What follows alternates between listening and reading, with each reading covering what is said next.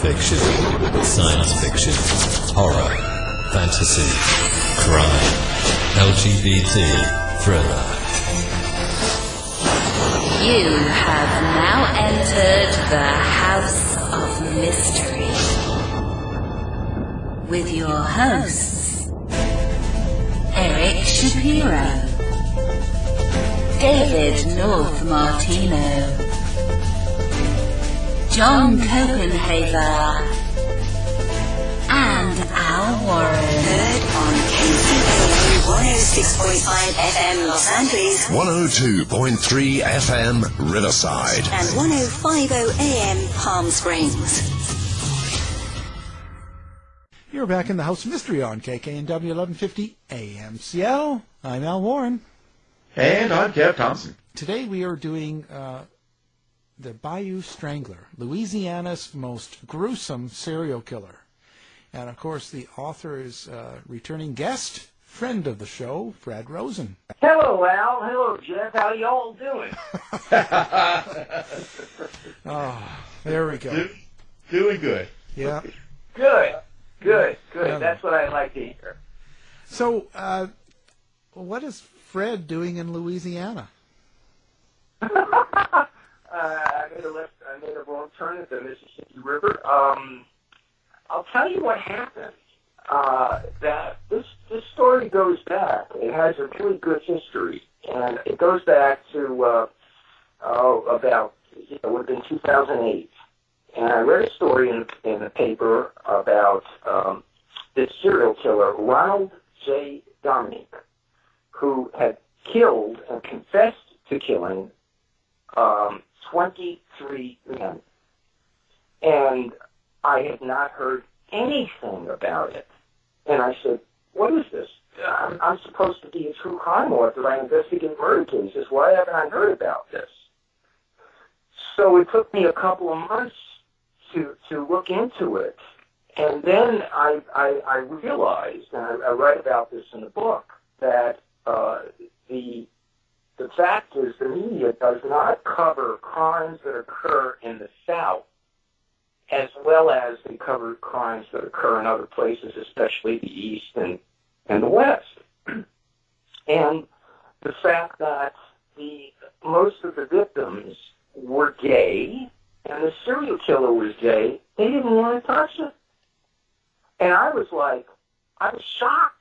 The way I was raised was one human life is the same as another. It never occurred to me that the media, I'm the most naive guy in the world. It never occurred to me the media would discriminate with a serial killer and victims. I just couldn't believe it. So I at that time, I was able to get an assignment from somebody to do a book about it. And I made that left turn, and I went down to New Orleans. I flew down to New Orleans, and then I rented the car, how it goes. And, and I went further south to Homer, Louisiana to investigate. They let you drive down there? No.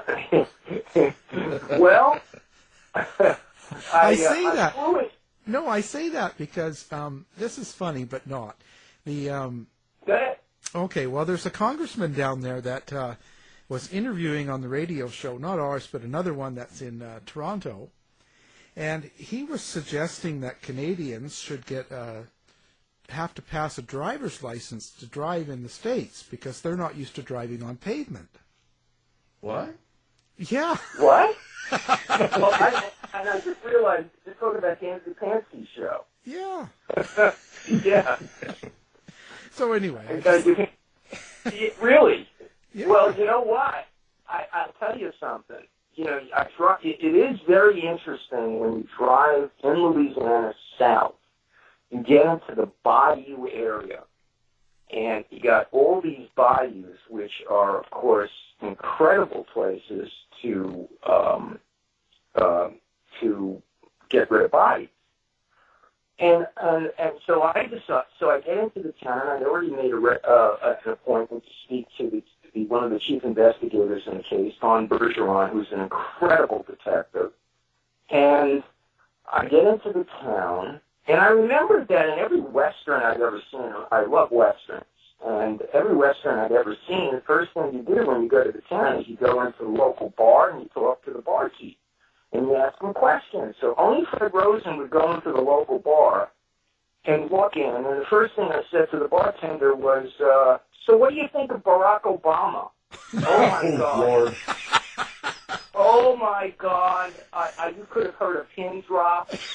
And then I said, well, what do you think about the serial killer Ronald J. Dominique? And he killed most of the people in Terrebonne Parish, which is Houma, Louisiana. And I said, well, what do you think of this guy? These people go, never heard of him. I said, you never heard of a serial killer that was delivering pizza to your house? Because he was a pizza delivery man, among other jobs. I said, oh, no, we never heard of the guy. And I'm going, oh, my God, I'm up against something nearby. Man, oh, man, I've never had this happen.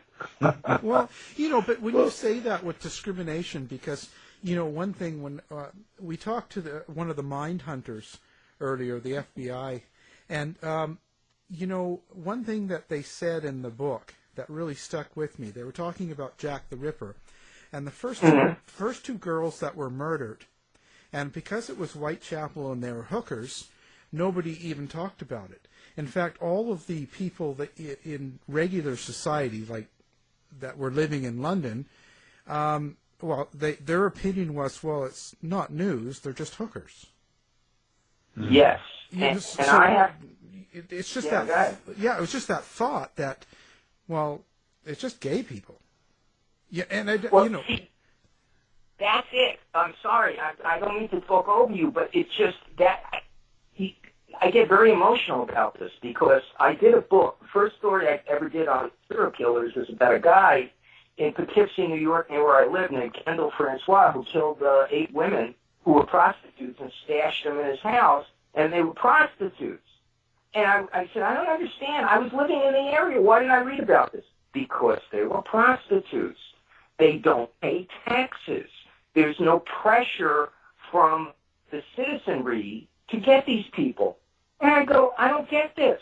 And in this case, because these guys, a lot of these guys were gay hustlers that were victims of Dominique. This was even worse. It was even worse. I mean, they didn't want to cover anything. I had an editor at a major publishing house, pal, Jeff, that I worked with on many books, okay, especially earlier in my career. So, guys, you can look it up. She said to me, well, the guy's gay, and the serial killer's gay, and the victims are gay, so, nobody's interested. I'm sitting there and I'm going, what about human life? And not to mention it's a great story, but human life, why are we devaluing somebody because of their sexuality? Excuse me, you know what? This is America, and I realize, seriously, that a lot of people don't get it, including some guy that's running still for, I think he's still running for Senate down in Alabama, isn't he? Did I get political? Yeah. I'm sorry. Well, Fred, let me interject here and throw a whole new aspect on this. Do you think? I mean, we're talking the gay angle right now, but do you think that it could possibly be one of two things? Actual ignorance about the crime, or the fact that, deep south, the culture is a fairly closed culture. They're not very willing to talk to people because of these type of illusions. So do you think that maybe they just really weren't willing to talk to you about it? You know what? You just made a great point, and I think you're right. In fact, ironically, it turned out that one of my best friends from film school, 40 years ago, I just dated myself, and I don't care because I look younger. He came from that parish. He lived in Houma. Not when this happened, but he lived in Houma. And I agree with you. It's how you brought up. We're talking about the same thing. How you brought up. And yes, it is a very repressive culture. And Dawn Bergeron, who opened up her heart to me, she was the chief detective on the case, her and a guy named Dennis Thornton from New Orleans, because Dominique moved around at the beginning of the killing spree. And she told me, and it's in the book, that this is really interesting, that she had been on this, special victims unit, what we would call a special victims unit involving sex crimes. Yes. And she claimed that in the Cajun culture, incest was common. Now, I don't know if it is or isn't. This is what she told me. And I'm sitting there, I don't believe this. But then again, I mentioned Roy Moore, I think, and, that's a state where 16 is the legal age. And, Americans don't understand that the legal age of consent, let alone marriage, changes from state to state.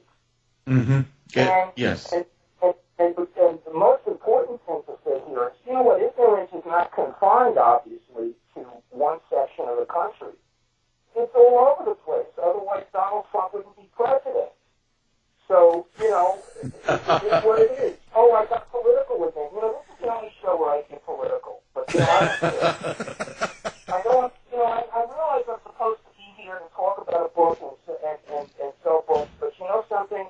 I also feel like, I want to be an American and talk what I feel is the truth. And of course, people are going to attack me, but that's okay. There's nothing new about that. No, not here. We're an open forum. Yes, I know that. But besides, I'll introduce him to my friend Steve Rogers. He's also from Brooklyn. His ultimate identity is Captain America.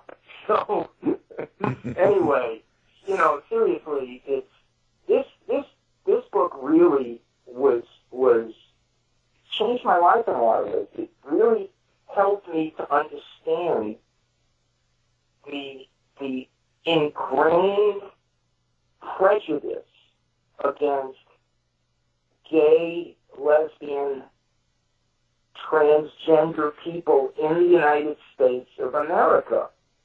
And I felt my job was to do what I always do, which is I need to demonize these people, and that's exactly what I did.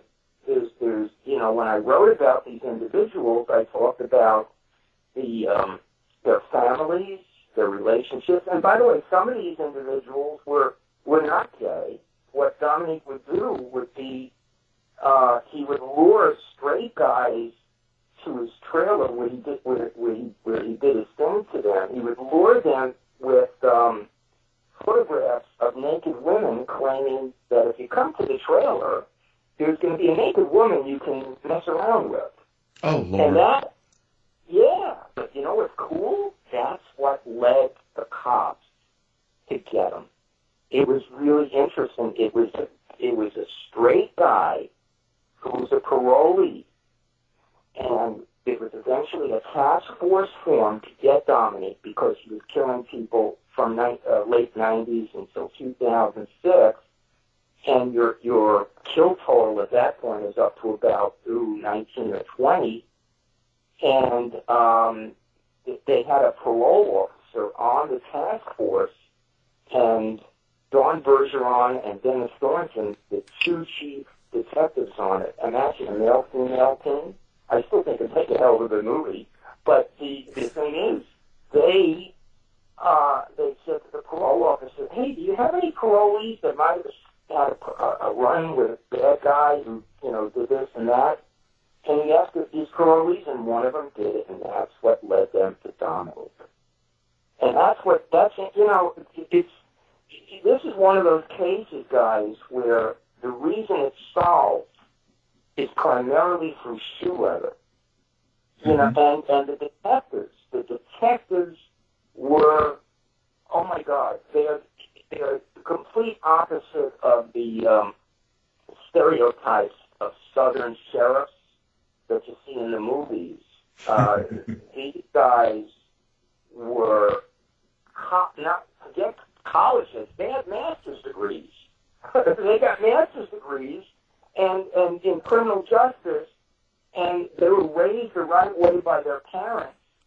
And they just determined they were going to get this guy because what Dominique would do is he would kill these people, but he wouldn't dump the bodies in the bayous. He put them out in the open. He was taunting them. He wanted to be found. Mm-hmm.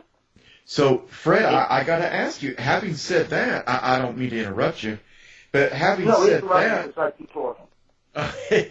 and you mentioned, by this time there's already 20. So I got to ask you about a pattern, because that's what I look for.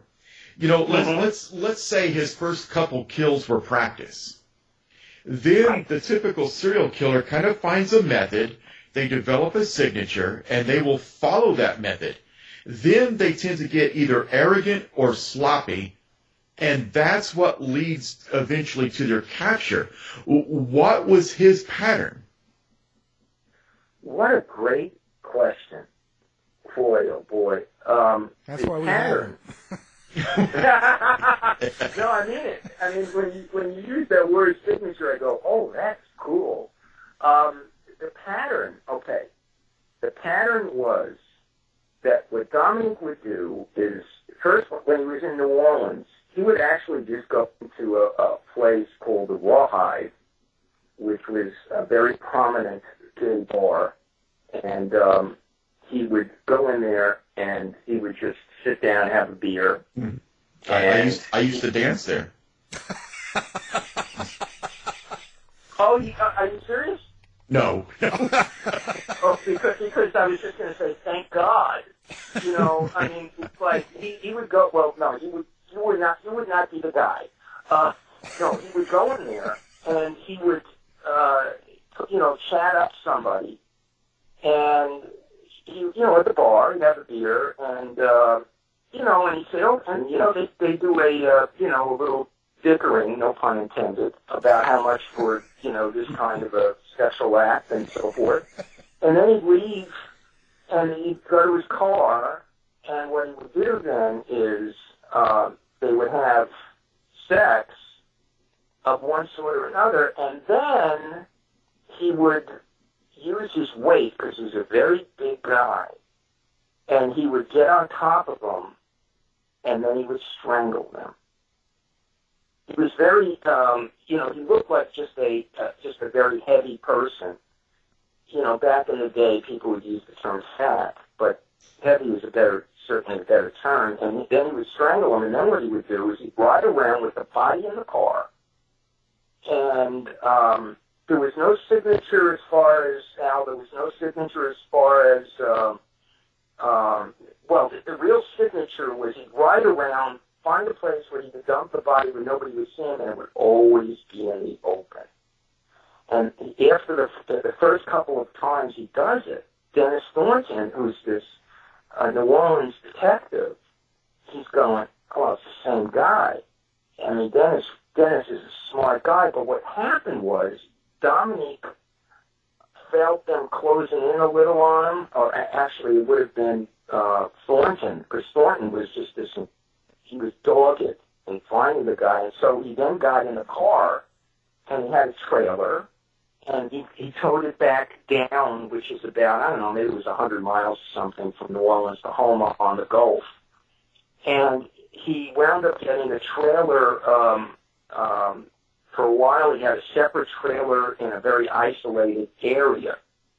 And so the real signature was the fact that he dumped the bodies in the open, every single one. And at one point, he even avoids a police dragnet. He was a very, very smart guy.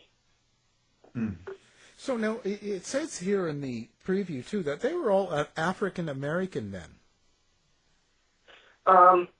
I think there were a couple of white guys, but yes, but that's primarily, I would say that's due to the fact that first it's a question of where it happened, and also the fact that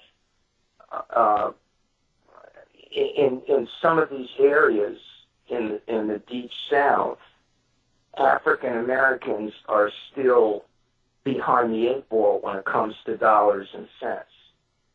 They're the lowest rung on the lowest rung economically, so they're incredibly vulnerable that way. And so some of these individuals, in fact, a friend of mine was pointing out to me, Jim Seeley, who I nicknamed Mr. True Crime. He's a travel agent who put together the Kenda cruises with Lieutenant Joe Kenda. Have you had Lieutenant Joe Kenda on your show yet, Al? No, I tried to get him once, but his agency never even responded. Well, leave it to me. I'll get him. Okay. Because Kenda's good friends with Jim. And the thing is, what Jim pointed out to me is that Freddie said, a lot of the guys you're talking about in the book may have been bisexual. And not to mention the fact that when people don't have money, they'll do, let's face it, if you haven't had, if you've never been in poverty, and I have been, you don't know what you're capable of doing until you're in that situation. And, and how desperate you are, including, doing sexual acts with a guy like Dominique because it's going to pay, it's going to pay for food, whatever it might be. And that's the part that really bugs me, which is, again, the media doesn't want to talk about this stuff. We're talking about a subclass of individuals in the United States who are still suffering, and we're in 2017, they were suffering back then, and I'm not a bleeding heart liberal. I'm a middle of the roader. I'll vote for anybody, But, but this is a fact. At least I think it's a fact. And so, in terms of his choice of victims, he, like most serial killers, Dominique had that second sight, so to speak, where he would choose the most vulnerable, those that needed the money the most. And then he, he was pretty, the only time, actually, that, as we're talking, the only time he dumped the, no, that's right, he always dumped the bodies in the open. Always dumped the bodies in the open. I think there was one time where he used he used a storage facility and he dumped the body there, but that was it. It was just convenient. I mean, he's just, this guy, and, if you look at the picture of the guy, he looks like the most innocuous person you'd ever see. What was fascinating about him was when the cops finally got to him, and, he really talked a lot about his background. Oh, my God. He talked about how his family discriminated against him. It's so interesting to me. No matter what, any of us have gone through, when you start talking about somebody, a family discriminating against you because of your sexuality, your mother giving you a hard time, and your cousins, your siblings, all those, that's got to be the most awful thing in the world. I mean, look, I had a hard enough time when I decided to become a writer. People think that, Jewish families, there I go again, getting into trouble. I think Jewish families, stay with me on this one, Jeff. People think that, it's a big deal if you become a writer. No way, man. I was supposed to become a lawyer, and I became a writer, and everybody thought, or a doctor, as we used to say in Brooklyn. But they people, sure, I understand that, everybody wants you, your family wants you to make a lot of money and all that stuff. But you got to go with your heart, whether it's your what you're going to do for a living, or what your sexuality is. And I guarantee you that if Tom Jefferson and John Adams were around today, they'd say the same thing. Okay, so what was his point in killing these people? Like all these guys? Like, why was he doing it? Who was he trying to pick? Impress? Yeah, like what was the point of it? The point of it, well, there was a couple of things. Great question again. The point of it is, first, what would happen is, it would be a situation where primarily he would pay these guys, and he would pay them, for oral sex. But sometimes they wanted to have anal sex. Well, he had some problems with his anus for various reasons that I talk about in the book, and he felt that if they forced themselves on him, he would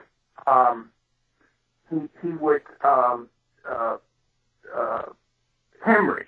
Okay, and so anytime somebody touched him there, he would go ballistic because he'd gone to prison for some minor thing. Like most serial killers, he had a very minor record.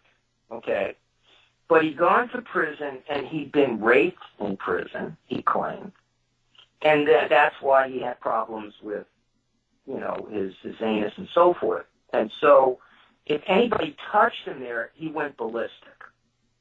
And he also wanted the attention to show that he was something, because his family thought he was a piece of you-know-what, and he wanted that attention. There's no question about it. He wanted that attention. And to legacy. me, yes, he wanted it. And I actually got to go into the trailer where he actually killed most of these guys. Oh my God! The cops preserved it, and it was a weird one because, look, I believe in vibes. Okay, you get a vibe, you get a feeling. It's not like there was blood or anything, but man, it didn't feel good. And the guy had Christmas decorations up all the entire year. And I'll never forget this. There was this baseball, and I'm looking at the baseball and I'm going, oh, please don't tell me he's a baseball fan like me. Please don't tell me this. But, he was so smart. I mean, he had this trailer parked on his brother-in-law's property in a really isolated area. So he kidnapped these guys. Not kidnapped. He'd lure them back to the trailer, where he would, they'd have sex, and then he would throttle them. A couple of times he also hit them with a wrench or sweat, whatever he had handy. And then he would just take the body, and instead of throwing it in the bayou, which of course would be the smartest thing if you're a bad guy, he put it back into the car and find someplace and dump it. And one of them actually was he dumped this body, Matthew, what's his name, the kid in Colorado who was gay, who was killed. Matthew Shepard, thank you. He took one of the bodies and he put the body over a fence, just like Matthew Shepard. And you know what's ironic about that? That goes back into the mid-'90s, and I still remember this. In one of the first episodes of Superboy, they do that with young Clark Kent, the bad guys, not knowing who they're dealing with, Yeah. That was a very iconic image, and there's no question that Dominique was certainly one of the smartest. He is the smartest serial killer I have ever written about. You got to be pretty smart to get away with 23 murders. But the other thing I should mention is there was no attempt, because they didn't have the resources, to use geographic profiling. If they used geographic profiling, they would have got him a long time earlier, but they didn't have the resources. And the most important thing in a serial killer case is the linkage how do you link a crime in New Orleans and a crime in Houma or another parish? Well, you got to have some really smart detectives on the case, and luckily that's what happened here. Did you stay the whole night in the trailer? Paranormal lockdown. Well, that No, that's good. Paranormal lockdown. Oh, that's good. Oh, I could never come up with a line like that. No, I didn't. I was only in it for, Dawn let me go in for about 20 minutes. I mean, it's very unusual for a police officer to let you go into the scene of the crime. You don't get to do that in my business. Usually, we show up after the fact and so forth. But that allowed me to describe what it was about, the interior, which helps the reader, put themselves in the shoes of one of the victims, which is what you try to do, in the storytelling. And he had, by the way, he had two trailers. He had two. I always get confused, trailer and motorhome. I'm from Brooklyn. We didn't have trailers. We didn't have skiing. I didn't know about any of that stuff. So, we did have pork though. Yeah, we'll talk about that another time. But seriously, he had one motorhome and he had one trailer. And he used both as the scene of the crime, essentially. Only the first couple of, right, it's only the first couple of times he used the car to kill his victims. The rest of the time, he was smart enough to take them someplace, to the trailer or the motorhome and do his thing. This guy was so brazen that he even killed somebody during a hurricane and went out in the middle of the hurricane to dump the body. Oh man, I couldn't get over this, and here I am, like, tooling around in my car. I love that word, tooling. It's an old word, I'm driving around and I'm looking at these Bayous and I'm alligators, guys. And by the way, when Dawn took me to lunch one day, and she took me to this, we would call it a diner. I guess you'd call it a diner wherever it is. And with all these cops, they happen to be there, and so I'm sitting at the table, must have been a dozen of these guys. You know what they do? They order French fried alligator to have them eat it. And I knew that they were, testing me. So of course I ate it. And I looked them straight in the eye and I said, it tastes like chicken. But again, you know what? Everything tastes like chicken. Yeah, doesn't it? Yeah.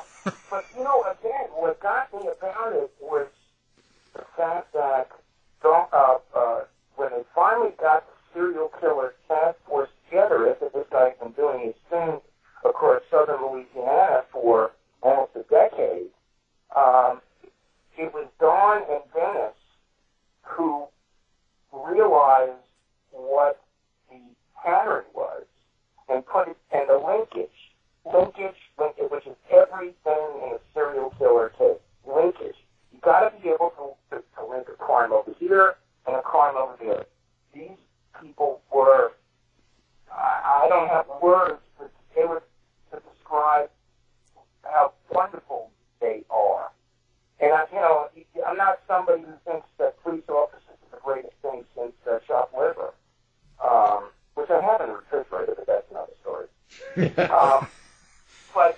But seriously, these people put it together, and they worked on their own time. They took time away from their families to get this guy.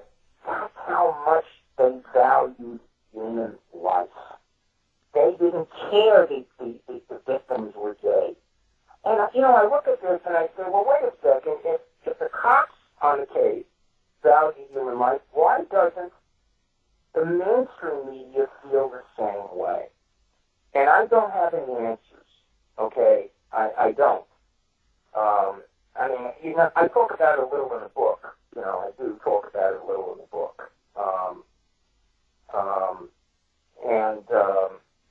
it's funny though, because I later one of the first I think it was the first second set of serial killers I wrote about were Big Harp and Little Harp, America's first serial killers in the 1790s. Now later did show an idea about them, and I had forgotten that when I was a kid, and maybe you too, Al, most of us remember Davy Crockett's Into the Wild Frontier, and I mentioned this in the book. Walt Disney did a sequel to that, and in that sequel, Davy and Georgie Russell, who's sidekick played by Buddy Ebsen, they go up against Big Harp and Little Harp, the serial killers. Isn't that something? That's really something. And but so the whole issue of serial killers in our culture has been there since the 1790s. And I just thought of something else actually. So now, whatever happened to this guy? So he got caught, and what was the final results? Was he sentenced to life? What happens is once they get Dominique into the interview room, and they make a deal, and the deal is confess to all 23 murders. We'll charge you with only a couple. We'll take the death penalty off the table, but you've got to take us to the dump sites, which is the place where he dumped the bodies. So they know for sure that he's telling the truth, and that's what they do. And then, when there's no trial, they just make a deal, life and, a couple of, prison, life sentences. And then the victims' families get to give victim impact statements. These are so emotional. I mean, I've been in courtrooms where this has happened, but even reading this stuff was incredibly emotional. And I came away from this realizing that Americans have stereotypes in terms of where people come from. And I mentioned this earlier, and they think that all Southern sheriffs are like the cops in the movies, like Ross Steiger in The Heat of the Night, or Sheriff J.W. Pepper, or whatever his name is, in the James Bond films. But that's not the case. These two detectives, Don Bergeron and Dennis Thornton, I know I keep mentioning them, but the fact is, I've never seen a duo. They were a dynamic duo, okay? And I will not apologize to Batman and Robin, okay? Especially considering Batman is now played by Ben Affleck. Ooh, that's awful. Ooh, excuse me. Did I say ooh? So, but it's so, it's just so interesting, to write about these cases. And I actually have been fortunate enough to go across the United States and write about them. And by the way, and I'll throw this out to you guys, and people can comment, I would be very hard-pressed to come up with a big true crime book written about something in New York City, where I come from. And I think the reason is because the police officers there are not cooperative with the media. And they think they're the greatest thing since sliced bread. And they're not. Sorry, guys. You have a problem with that? I'm someplace else. Come and get me. But seriously, there is, we have to avoid stereotypes. If there's anything that people get out of my interview today, avoid stereotypes. Makes no difference what somebody's sex is, makes no difference what their sexuality is. Avoid the stereotypes, treat them as individuals. If we did that as a nation, oh my God, we would be so far along. I can't believe I'm saying this stuff. Should I run for Congress? Well, you might as well. You might as well. But I hear you have to assault a minor first. Yeah, not since you broke me. Yeah, you have to get him. Yeah. I was just drinking something. I'm going to spit it up. You got yeah. Well, but you know what? I don't look. Look. You're editing. I'll just say it. You know, when you're reading about this stuff, it's like every single day you're seeing something different about somebody assaulting a minor, or even if it's somebody who isn't a minor, they're using their position to assault them. And it's clear there is something in our culture that allows men to assault women, and it's not been mediated the right way to stop it, let alone stopping pedophilia. You know what I mean? Yeah.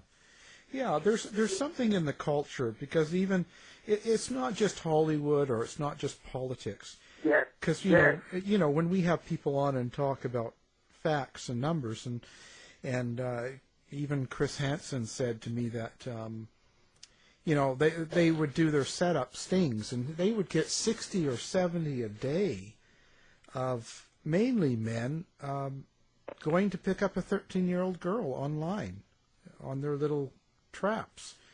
And you got to think this is all over in all the different cities. There's something going on in the culture that does this.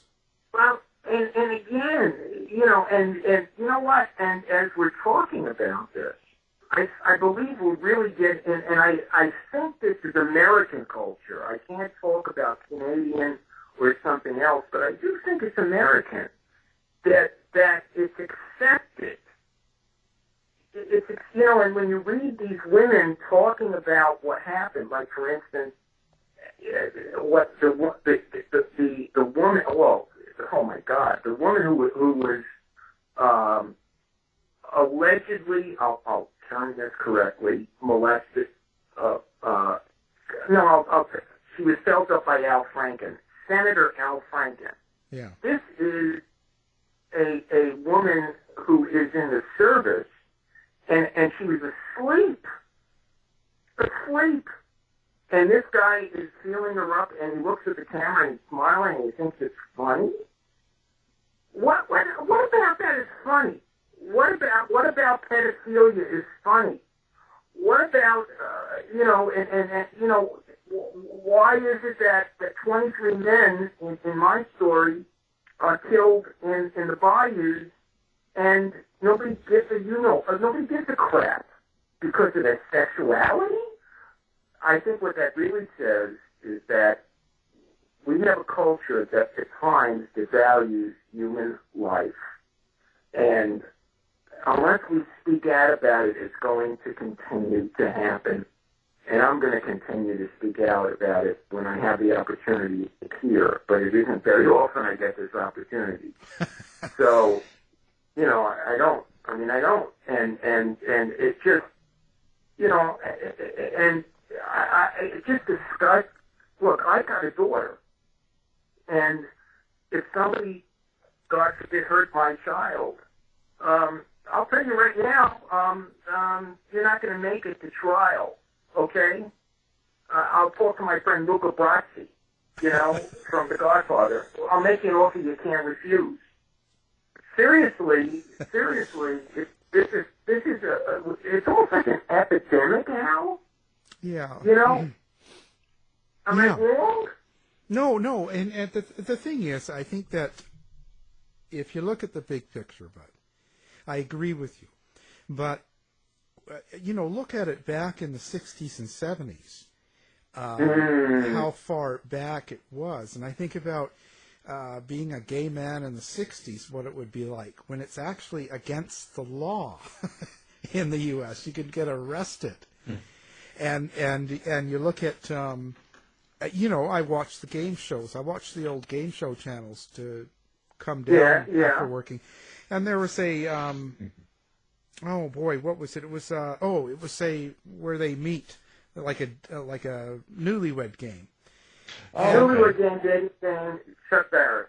Yeah, and the thing is, you know, and then I remember the host asked the guy what he did, you know, when he's introducing them, and the guy said what he did for work, and what did your wife do? Well, I haven't. He goes, I haven't decided whether or not I should let her work. And, oh my God! But I just thought, you see, could you imagine saying that nowadays? First of all, the man's deciding whether or not his wife could work. Plus, he's answering the question for her.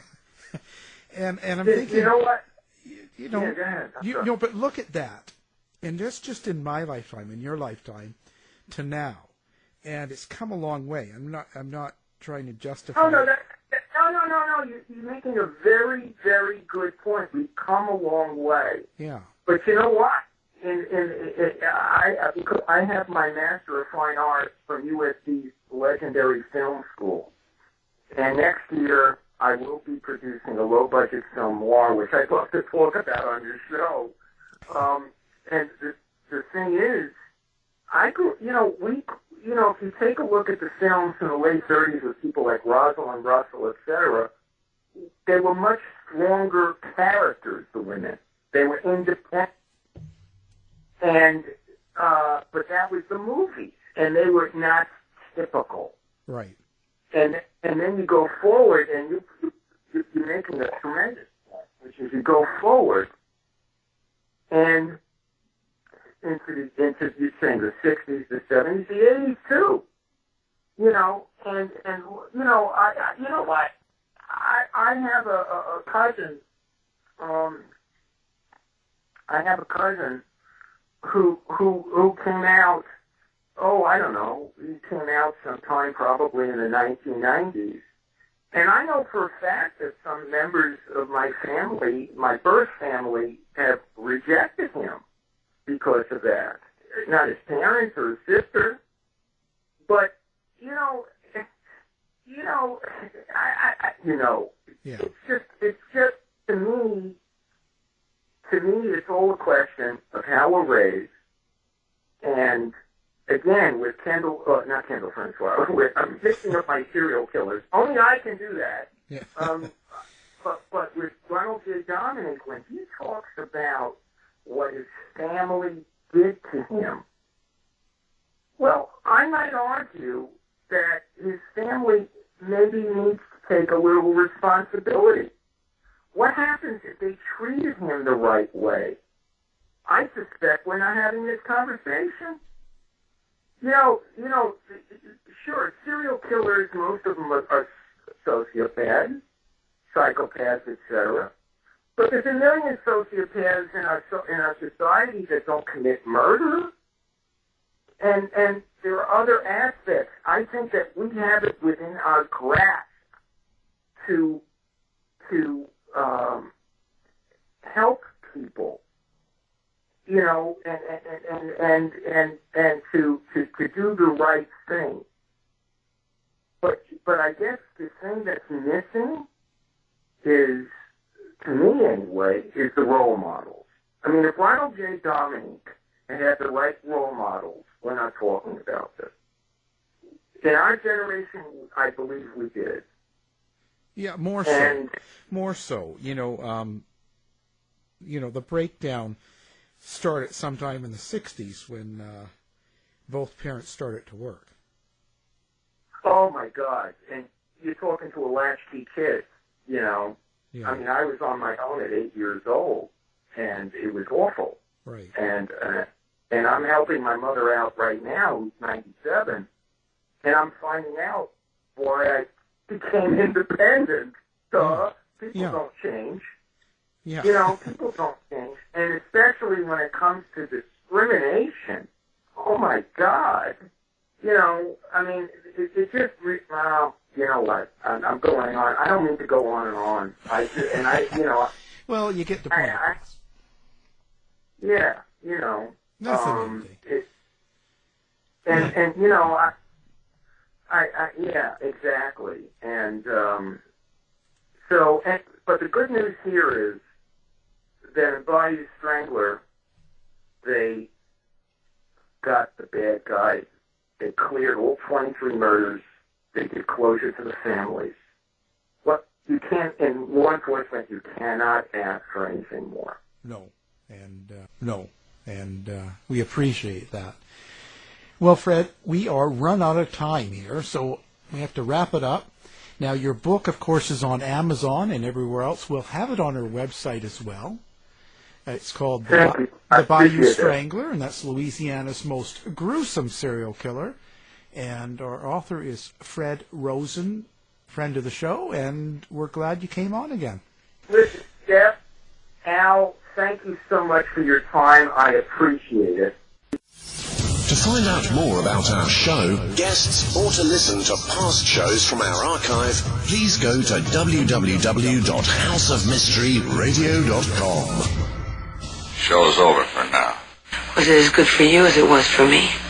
Well, good night. This has been a production of Something Weird Media. I'll be back.